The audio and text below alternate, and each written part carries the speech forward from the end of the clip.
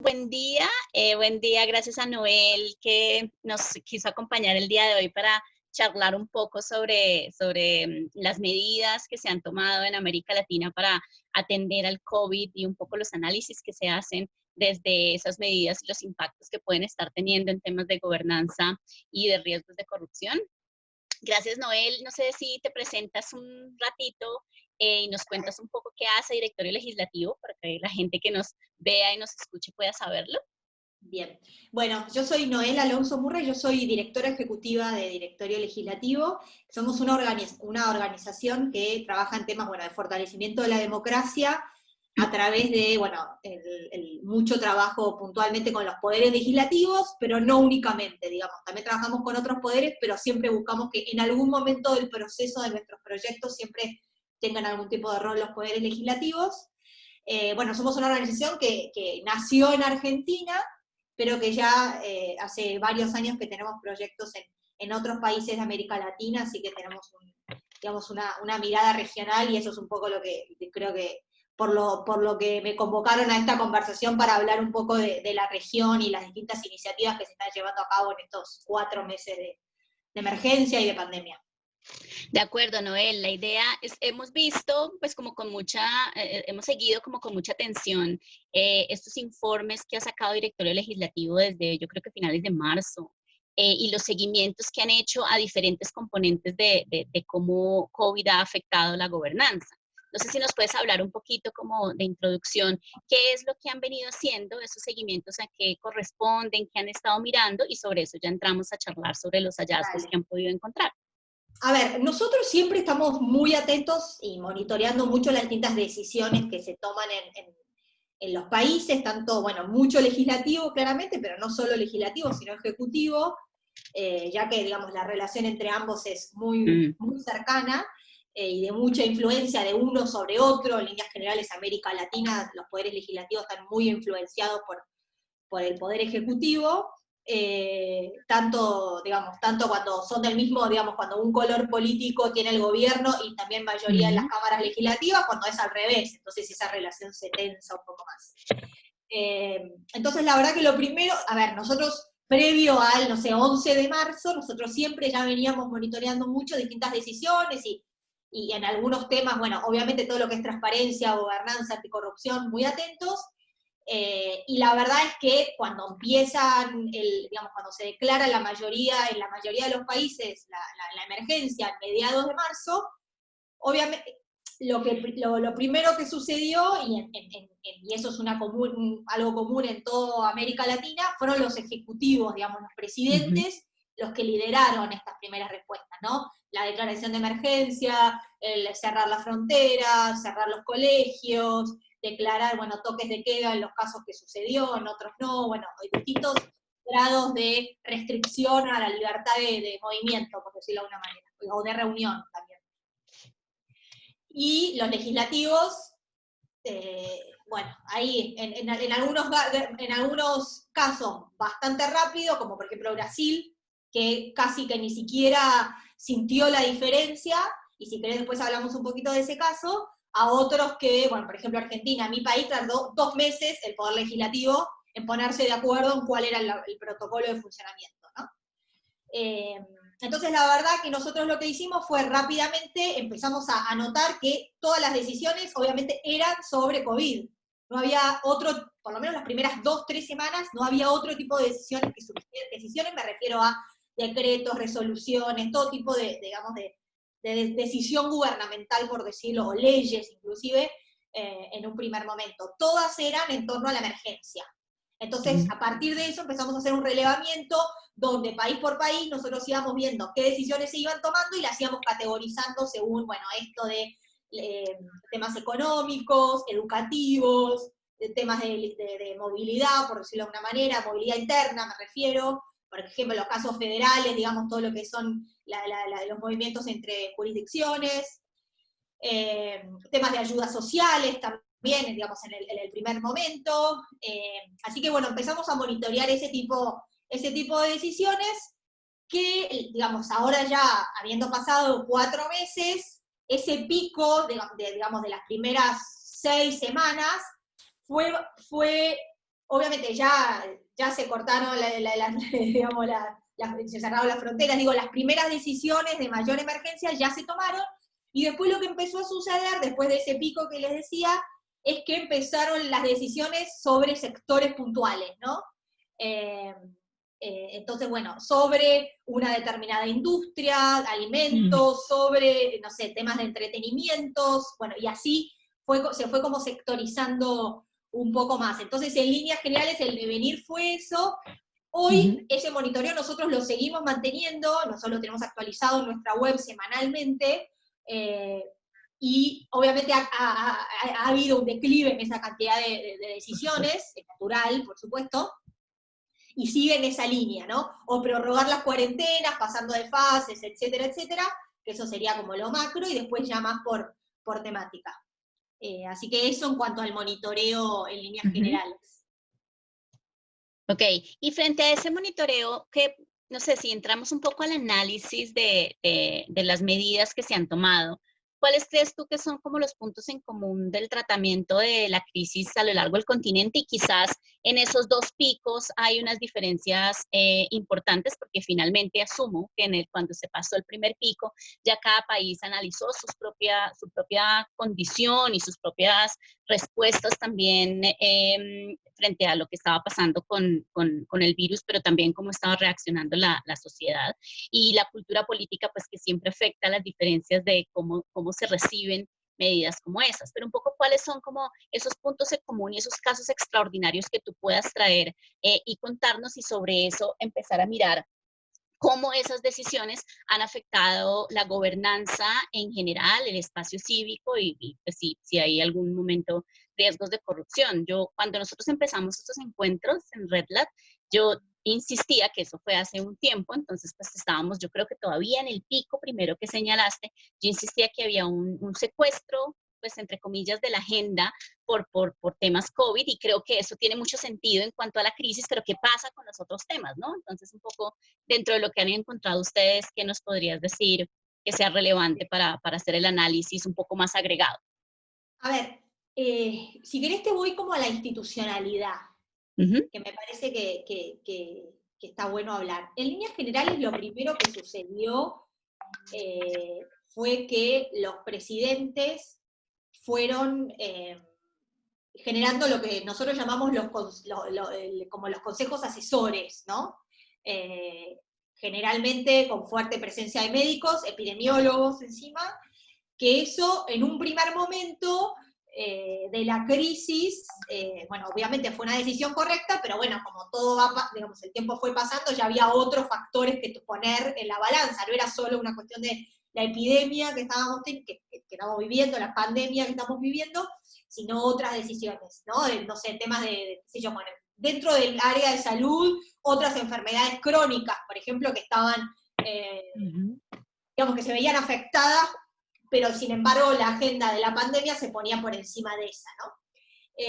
Entonces, en primera instancia, si me preguntás lo que hay en común, fue en la mayoría de los países estas conformaciones de consejos asesores. De hecho, nosotros hicimos un informe sobre eso, era como los consejeros de los presidentes, se llamaba, ¿no? ¿Quién aconseja a los que toman las decisiones? Así que eso te diría como primer punto en común. Después otra cosa que quizás no es lo más común que hubo, pero sí nosotros, digamos, nos parece una buena práctica y por eso la quiero digamos, poner de relevancia, es que en algunos países lo que también sucedió es que tanto en el ámbito del legislativo como en los propios, por ejemplo, en el caso de Chile, en el Ministerio de Hacienda, se generaron comisiones de seguimiento a las decisiones del Poder Ejecutivo, ¿no? Porque en este contexto de emergencia, donde los presidentes lo declaran, por supuesto que hay mayores libertades a la hora de tomar decisiones por parte de ellos. Entonces, en temas de compras, sobre todo en temas de compras y de ejecución presupuestaria, procesos que quizás antes tomaban 6 meses se podían hacer en 2 semanas, ¿no? Entonces, de hecho, hubo varios casos de países, en Bolivia, bueno, inclusive acá en Argentina, donde hubo compras por parte del Estado, no solo en términos de no sé, mascarillas o digamos, de instrumentos de salud, sino de alimentos, en términos de ayuda social, los procesos, al haberse perdido varios requisitos, y bueno, se descubrieron sobreprecios, en México también, digo, etcétera. En varios lados se ha descubierto eso. Entonces, en esa situación, varios países han creado este tipo de comisiones. Por ejemplo, Chile, decía, dentro del Ministerio de Hacienda creó una comisión de seguimiento, donde va, digamos, de manera, no es minuto a minuto, pero es bastante más cercana a la ejecución, o es bastante cercana a la ejecución de los gastos. Después hubo países que, por ejemplo, el caso argentino, pero bueno, y ahí después dejo de hablar Argentina porque estoy hablando mucho, generó, digamos, una página web con datos públicos digamos, en contexto COVID, digamos, de ejecución de gastos. Entonces, hubo distintas iniciativas. Si me preguntás, ninguna es súper innovadora, la verdad es esa. Tampoco podemos pretenderle a gobiernos que no han sido nunca innovadores, que sean innovadores en emergencia, ¿no? Sí. Pero Sobre la todo de un verdad es momento que a otro. sí, podría haber sido un buen contexto para probar algunas cosas diferentes, y la verdad que ningún país ahí hay alguna iniciativa porque hay iniciativas interesantes, pero que después en la implementación no sucede, ¿no? Entonces en los papeles, sí, una Cosa súper que suena muy bien en papel y en la práctica. digamos, transpartidos, súper, pero después en la implementación no sucede, bueno, no sirve, no se echa, ¿no? Entonces, la verdad es que nada, y ni hablar, y ahí si querés paso como a otro, digamos, a otras de tus preguntas, lo que es la afectación del espacio cívico, que sin dudas en América Latina se ha habido afectado, digamos, no es gratuito este tipo de decisiones. Lo más obvio, por supuesto, las restricciones a la libertad de reunión, de movilidad, etcétera, que bueno, es lo obvio, pero después, en términos de libertad de expresión, la verdad que hay en muchos países, han habido muchas restricciones, en términos de libertad de expresión, de periodistas que dan información que contradice la información oficial, entonces son perseguidos, pues también en temas de manejo de datos personales, ¿no? De decisiones digamos, o de información que hacen uso los gobiernos en este contexto con el pretexto de la pandemia y de cuidar a sus propios ciudadanos. No sé si, digamos, quise hacer como un paneo general de tu pregunta, si querés vamos a alguna de ellas. Está bien, no, quería como que ahondáramos un poquito en el tema del acceso a la información. Dale. Claro, nosotros estamos, este COVID ha tenido, o la forma como se maneja la crisis ha tenido unas cosas bien interesantes en cuanto a que tú casi que en tiempo real puedes saber cuántos enfermos hay, cuántos muertos hay, dónde están, en relación tasa, relación población, enfermos, muertos, etcétera. Pero no necesariamente hay un análisis, hay una disposición de información pública para el análisis sobre, por ejemplo, quiénes se enferman más que otros, o sobre, por ejemplo, cosas más ya no tan asociadas a los enfermos, sino a, por ejemplo, el tema del gasto público, la asignación de los presupuestos y demás. Yo hablaba ayer con un colega mexicano que me decía, con un colega que está en México, un colega colombiano en México, y me decía que era impresionante ver la información tan detallada que se estaba sacando en México sobre quién se enferma, dónde está, y entonces había una relación, él hacía, me quedo pasar los datos porque yo no los conozco, él hacía una relación de que las personas que finalmente se están enfermando más grave son hombres dentro de cierta edad con cierta carencia social. Y eso es interesante porque acá en Colombia, por ejemplo, no existe y yo no lo he visto mucho en otros países. Y si es eso, que finalmente son los datos más disponibles, porque finalmente hay una avalancha de datos en términos de lo epidemiológico, ¿qué pasa con el acceso a la información de otros temas, como cuáles son las decisiones que se toman, hasta cuándo van las medidas de excepción? La ciudadanía sí entiende que son medidas de excepción y que tiene que estar atenta un poco a eso, y lo traigo a colación no solo porque finalmente también es una libertad y es un derecho que está muy asociado al espacio cívico, sino porque me quedé pensando en las comisiones de seguimiento del Ejecutivo, la que mencionaste en Chile. Pues está muy bien que haya, digamos, y la información que dices que se está dando en Argentina. Está bien que el mismo Ejecutivo haga su información autónoma, que es pues, como la primera parte de todo el tema de rendición de cuentas y acceso a la información, y sin embargo, pues que sea el ministerio el que haga una comisión de seguimiento a su propia acción, es como yo me cuido a mí mismo. Y eso está bien, pero ¿qué pasa con con las otras poderes, no solo desde el legislativo, sino también desde la ciudadanía, los medios de comunicación, para acceder a la información que podría hacer también ayudar a hacer análisis sobre si lo que se está haciendo está acorde a las necesidades, pero pues también tiene sentido dentro de la misma dinámica de toma de decisiones, por ejemplo, de presupuesto, que yo sé que ustedes han trabajado en eso y me parecería interesante que miráramos el tema de acceso a la información en general, de acuerdo a lo que has dicho. Bueno, el titular, te digo, el acceso a la información como derecho ha dado varios pasos atrás en este contexto. Muchísimos países han declarado, con esta declaración de emergencia, se declara que los plazos administrativos están congelados, por decirlo de alguna manera. Entonces, en la mayoría de los países de América Latina que tenemos una ley de acceso a la información pública, que el Estado está obligado a responder en X cantidad de días, ese X, que puede ser 15, 10, 8, 4, digo, lo que establece cada ley, se vio en la mayoría de los casos suspendido.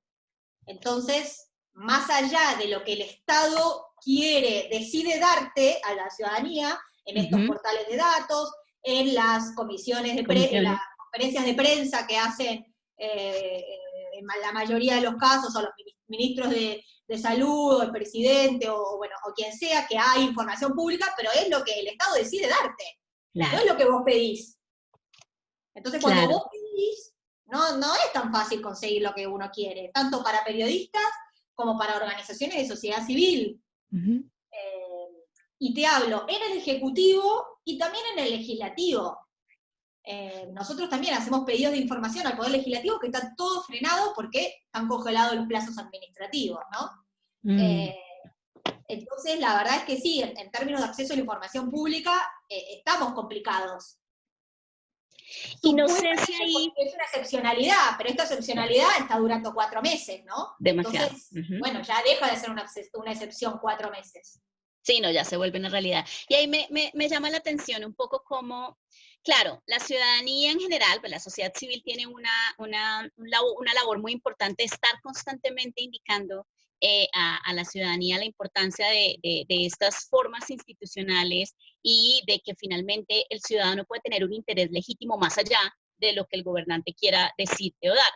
Pero ha pasado una cosa que no sé qué tanto se ha analizado, y es que hemos visto a presidentes haciendo semanalmente o diariamente alocuciones como muy para garantizarle a la ciudadanía que el presidente está ahí, ¿no? Entonces acá en Colombia tenemos el nuestro, en Perú sé que ha pasado también, es decir, es como muy común. Y sin embargo yo no sé, eso hace que en términos generales la ciudadanía se sienta más cercana al gobernante, pero de otra forma yo no sé si eso efectivamente aumenta o en realidad disminuye el acceso a la información, porque finalmente los gobiernos están diciendo, pues yo les estoy dando información todos los días, y en realidad es eso que, pues me parece bien que tú estés dando información, pero no es solo la información que tú quieras dar, sino la que yo quiero recibir. Y no sé si esa mediatización del gobernante y sus decisiones hace que se altere un poco la idea que podría tenerse del acceso a la información. No, a ver, totalmente de acuerdo. Los presidentes han tomado una decisión, digamos, una actitud paternalista en todos los casos. Es papá presidente está acá para cuidarte, ¿no? Y en esa como relación directa con los ciudadanos, sin mediación de institucionalidad, por decirlo de una manera, que es, claro, que en América Latina tiene como una fuerte impronta, la verdad. Y justamente también nosotros hicimos un trabajo donde siempre vamos midiendo la popularidad de los presidentes, bueno, en cada país, digamos, lo miden distintas consultoras, y hicimos un comparativo, y la verdad es que justamente esta actitud paternalista a los presidentes les ha mejorado la imagen. Por supuesto. Salvo algunos casos, digo, Bolsonaro, el caso de Piñera en Chile, digamos, Duque ahí está digamos, está no tan, digamos, no le ha sido tan positiva la curva, pero en la mayoría de los casos ha sido para arriba. Mm, Entonces esto de mostrarse en estas figuras cercanas, sin intermediario con los ciudadanos, digamos, le ha redundado en un pico, de una suba de imagen, o sea, entre abril y mayo, mayo fue como el pico de popularidad de los sí, presidentes, ahora empieza a caer, claro, bueno, como todo, digo, se va prolongando esta situación sí, y hay normal. mucho desgaste, claramente, entonces ahora empieza a bajar, pero el clima ese de papá, presidente, te está cuidando, y ese mensaje directo, bueno, fue efectivo, la verdad, en términos de Claro, popularidad. En términos de institucionalidad, no, totalmente, digamos, nocivo de y acuerdo. perjudicial, digamos, porque no había otros poderes, porque, bueno, era esta relación directa de persona a persona, no hay institucionalidad de por medio, no sé, por un montón de motivos no es positiva, porque aparte ese grado de cercanía no se puede sostener en el tiempo. No. eh, entonces, la verdad es que en términos de acceso a la información pública no ha sido bueno el efecto. Mm. Y ahora que mencionas los otros poderes, me gustaría que nos contaras un poco del análisis que sacaron hace poco sobre el rol de los legislativos en 7 países. Un poco pues cuéntanos líneas generales de lo que encontraron en el estudio, porque ese es un tema clave que nos parece importante en términos del equilibrio que debe haber en un momento de medidas excepcionales que aumenta el poder ya de por sí grande de los presidencialismos en Colombia, en Sí, América Latina, perdón. perfecto. Bueno, vos ya, digamos, das el contexto.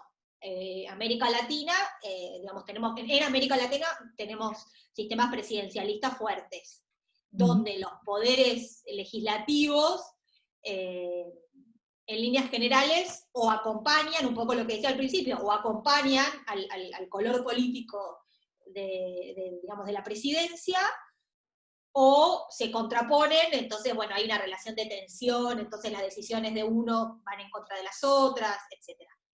Eh, pero bueno, dicho ese contexto, la verdad es que los poderes legislativos, salvo casos muy puntuales como Brasil, que casi que se declara la emergencia y ellos ya tenían todo un sistema tecnológico previo que les permitió, bueno, pum, prender ese botón y listo, ya está, pasamos a Exacto. forma de trabajo remoto. A diferencia de la mayoría de los otros, Chile también enseguida, y Ecuador también fue relativamente rápido, fue de los más rápidos en reaccionar, empezaron digamos, se adecuaron a este contexto y medianamente fueron tratando de acompañar, pero siempre un poco de atrás, ¿no? De atrás del Ejecutivo, sin tomar las decisiones más cercanas o sin controlarla, porque tenemos que pensar que el legislativo no es solo legislativo, no es solo crear leyes, es controlar a los otros poderes. Y en este caso, con un presidencialismo tan fuerte y en un contexto de emergencia, bueno, vaya si no es más necesaria todavía el ejercicio de esa función. Y la verdad que lamentablemente con nuestro relevamiento, el nivel de control del poder legislativo hacia el ejecutivo ha sido muy, muy pobre en la mayoría de los países, ¿no? Muy, muy pobre, no hay, bueno, en esto de que hablábamos, ¿no? Las comisiones de seguimiento, Sí. la aprobación de los decretos, digamos, las decisiones de los poderes ejecutivos, que en muchos casos el poder legislativo tiene que aprobarlos, digamos, se han aprobado con relativa facilidad. Entonces, la verdad que ese rol todavía es una gran deuda en términos digamos, de ejercicio del poder legislativo, ¿no? De su rol como de los congresos. En términos de control presupuestario, en términos de control político, digo, Claro. no solo presupuestario, sino también en términos de, bueno, ¿qué decisión estás tomando? ¿Es esta la Ujú. cuarentena? Sí, hace falta este grado de restricción, el tema del manejo de la información personal digamos, de los ciudadanos, el poder legislativo, los poderes legislativos podrían también, digamos, controlar ese tema. Digo, por eso quiero no solo a un control exclusivamente en presupuesto, que claramente es el tema y lo más, digamos, lo más urgente hoy, pero también hay otros temas que el Poder Legislativo debiera estar atento y no lo está. En la mayoría de los casos, ya hoy, digamos, a 4 meses digamos, de haberse declarado la pandemia, ya la mayoría de los congresos están funcionando de lo que se llama de manera mixta, una parte de los legisladores están digamos, en el Palacio Legislativo y otra parte de manera remota, justamente, bueno, para evitar todo el tipo de aglomeración o digamos, de reunión excesiva de gente, y bueno, y han conseguido este sistema. El tema es que este sistema también es verdad que para la cultura política latinoamericana acostumbrada al contacto directo, a las negociaciones, y negociaciones en buen sentido, me refiero a negociaciones políticas de los congresos, de los legislativos, donde están en una comisión, están en un despacho, están en un pasillo, digamos. La negociación política es muy cara a cara en América Latina. Muy. Este cambio les ha costado. Entonces, en muchos casos, los poderes legislativos hay temas en los que no se han animado a decidir, porque justamente no están acostumbrados a eso, pero la verdad es que pasando el tiempo y la excepcionalidad que se va volviendo normalidad, han tenido que ir avanzando en temas que quizás no eran, que hace 3 meses hubieran dicho, no, este tema nunca vamos a poder debatirlo porque es demasiado... Sí, los de la agenda. Bueno, ahora sí, te tocó, la verdad no hay otra. Sí. Y la verdad es que en líneas generales ha habido mucha presión social para que el poder legislativo se active, ¿no? Como que desde parte de la ciudadanía, cuando los ejecutivos empezaron a liderar allí por marzo, en los países donde los congresos no estaban siguiendo, más allá de reuniones informativas que había, el ministro de Salud se reunía con la comisión competente, el ministro de Hacienda también, bueno, y esas cosas que sí sucedieron desde un primer momento, pero que eran informativas, no eran decisionales, hubo mucha presión de parte de la ciudadanía para que el Poder Legislativo, y eso que nosotros trabajamos con el Poder Legislativo y claramente fuimos, digamos, partícipes de esa presión social, es algo que es bueno, digo, si los ciudadanos en una situación de emergencia exigen que el legislativo funcione, es porque realmente, y ahí hay un poco una contradicción, si se quiere, porque los poderes legislativos son siempre los que tienen peor imagen de los poderes públicos, o de los que estamos, digamos, siempre son los que están más abajo, que es algo que es como digamos, un factor de queja constante de parte de los propios legisladores. Dicen, siempre nos ven mal, bueno, sin embargo, en el momento de emergencia, la gente exigía que el Congreso se activara, ¿no? Wow. Entonces, eso, a nuestra manera de entender, es algo positivo. Claramente, en un momento de emergencia necesitamos el Congreso. Por supuesto. Me recuerdas que justamente ayer vi la última encuesta como de aprobación de instituciones como de popularidad y aprobación en El Salvador, y uno ve que a pesar de que pues ya Bukele no tiene el 80% de la aprobación o la calificación de altísima que tenía, ha bajado muchísimo la nota pues que le da la ciudadanía a su labor, sigue siendo alta, sigue estando por encima. Sigue siendo el más alto de América Latina. Sí, pero si uno mira, también había como una parte de cómo evaluaban a las personas que se consultó el trabajo de la Asamblea Legislativa, y el 60% de la gente decía que era muy malo y el 15% malo. Es decir, todo el mundo piensa que y es un complejo muy fuerte de lo que pasa en América Latina. Pero bueno, hablando de secuestros de agenda... Los legislativos siempre llevan la peor nota. Siempre. Hablando de secuestros de agenda, yo secuestré la reunión y entonces Felipe no ha podido hablar. No sé, Feli, si tienes alguna pregunta como para Noel y para directorio, que yo me embalé y perdón. No, está bien, estoy aquí siguiendo. A mí en realidad, sabes que el tema que más me llama la atención es relacionado con espacio cívico y obviamente... creo que ahí podríamos de pronto profundizar un poquito, como de pronto si tienen alguna noción de como todas esas medidas, porque mencionabas unas medidas que son obvias, que son restricciones a la libertad de reunión y demás, pero digamos, qué afectaciones como indirectas se pueden estar generando al espacio cívico a través de las medidas que se han tomado en los países de América Latina. ¿Qué han identificado ustedes como aquellos obstáculos para el espacio cívico, más allá de lo, digamos, de lo evidente?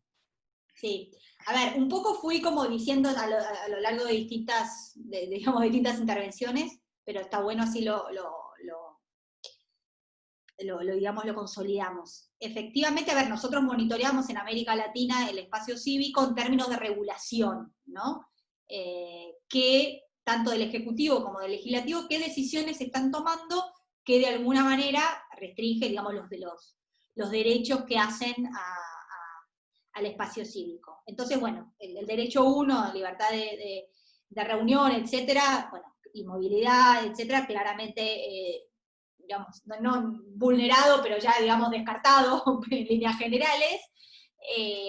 Después, el tema de acceso a la información pública, un poco por lo que hablamos antes, congelamiento de plazos, incapacidad de dar una respuesta porque la administración pública no está, digamos, físicamente en el lugar de trabajo en la mayoría de los casos, y excusas de ese tipo, muchas. Entonces, en términos de acceso a la información pública, también claros atrasos en ese sentido. En América Latina y en otros países del mundo también, la verdad que para los activistas, y digo, dicho de manera general, en el del mundo, el acceso a la información pública es uno de los grandes derechos vulnerados en estos meses. Después, en términos de un poco lo que hablábamos antes, de libertad de expresión, muchos casos, digamos, o periodistas, o voces opositoras a gobiernos, siendo en algunos casos bastante generosa con el término, donde se cuestiona la información oficial brindada, han habido, digamos, fuertes restricciones, así que también la libertad de expresión. Y en términos de manejo de datos personales y de uso de esa información, han habido varias decisiones que se han tomado desde el Ejecutivo y del propio Legislativo, discusiones sobre el uso de datos personales, capacidad de vigilancia en las redes sociales, que son muy peligrosas, y con la excusa esta de la emergencia, o lo que hablábamos antes, esto de papá presidente te cuida, se han dado también. Entonces, la verdad es que en todos los derechos, en mayor o menor medida, han habido avances que en el primer momento se han dejado pasar por, como este sentido de miedo, de no puedo hacer algo que vaya en contra de, digamos, mi propia seguridad, o en esta tensión que se quiere plantear entre libertad y seguridad, pero que al menos nosotros vemos, digo, y con cierta mirada positiva, que al volverse esto, digamos, la nueva normalidad, como se la llama, no se va a poder seguir sosteniendo, ¿no? Porque, bueno, nada, nos tenemos que acostumbrar a esta nueva situación, y no podemos vivir digamos, con este grado de excepcionalidad y este grado de restricciones. No podemos seguir viendo con este grado de restricción. Entonces, en los casos, efectivamente, donde el espacio habilitante es un poco más, digamos, están menos en riesgo que en otros, en esos casos, la verdad que nosotros vemos que probablemente con el devenir de las semanas, estas medidas que se están tomando, o tengan que dar un paso atrás, o bueno, efectivamente dejen de implementarse, o dejen de avanzar si son iniciativas del Poder Legislativo. En los casos donde los países ya, digamos, tienen como el espacio habilitante, digamos, cerrado, bueno, se aprovecha el contexto y que siga la fiesta, ¿no? Entonces, bueno, ahí ya obviamente es caso a caso, país por país, que hay que ir analizando. No quiero, digamos, generalizar demasiado, porque es verdad que hay situaciones muy puntuales en cada uno de los países que no estaríamos siendo justos con ellos si generalizamos demasiado, pero la verdad es que sí, el espacio cívico en América Latina ha sufrido mucho en estos 4 meses, eso es innegable, se ha reducido. Bueno, muchas gracias, Noel. Ya un poco para terminar, si tú pudieras hacer, porque me quedó sonando el tema de que en realidad no se hizo mucha innovación, quizás es pedir demasiado en un momento de crisis hacer innovación, o al contrario, pero pues esa no sería la discusión. Pero si tú pudieras, desde la experiencia de seguimiento que han tenido, y desde lo que también han encontrado, sacar como una especie de recomendaciones desde Directorio Legislativo para el manejo de momentos de crisis, que en algún momento, pronto o lejos, nos va a tocar algo igual o peor. ¿Cuáles serían como esos 3 puntos que tú dirías la clave para el manejo de puntos de crisis sin que para que de una u otra forma no afecte de forma grave el ambiente habilitante como lo está haciendo, ni la gobernanza? ¿Cuáles podrían ser? 3 puntitos un poco como para cerrar. A ver, si querés te voy al principal, que creo que es un poco que ordenaría el resto de la discusión, y es la creación de algún tipo de instancia de estos consejos asesores de los presidentes, que no sea, digamos, que lo podamos formalizar de alguna manera, digo, mirando para adelante. Que lo podamos formalizar en términos de la composición de sus miembros, que no sean solo médicos, que elige el presidente a dedo porque son cercanos y que le van a aconsejar medianamente lo mismo que ella o él piensa, sino, digamos, referentes de otros poderes, digamos, que haya legisladores, que haya miembros de la oposición, que haya, sí, efectivamente, médicos en este caso, o especialistas en epidemiología, pero también en otras, digamos, en otros aspectos de la salud que se ven afectados por la propia pandemia. Entonces, para adelante me parece que si se pudiera de este caso de emergencia tomar algún proceso un poco más formal para la creación de este tipo de cuerpo, muy cercano a los presidentes en esos primeros días y semanas de emergencia, me parece que sería algo muy positivo para tener, para que tengamos todos los países.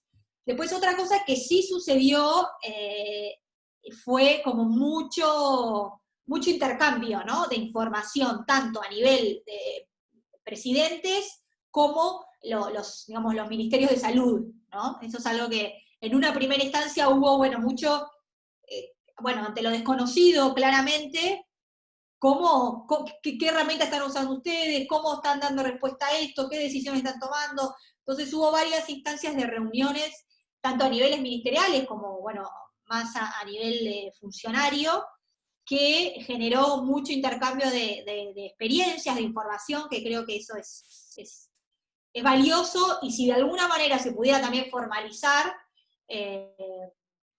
o que quede como el mecanismo, ¿no? Yo cuando me refiero a formalizar, no pretendo la creación de una burocracia regional o supraestatal, supranacional, pero sí los mecanismos, ¿no? Y estas prácticas de, bueno, en esta pandemia, o estas pandemias que pueden llegar a venir, o estas situaciones que claramente esto nos demostró que a todos nos afectan, podemos conseguir o tener estos canales de comunicación abiertos, me parece que es fundamental. Y el tercer elemento que me parece que tenemos que no podemos dejar de lado es la tecnología, por decirlo de una manera, ¿no? La falta de tecnologización de nuestros propios gobiernos el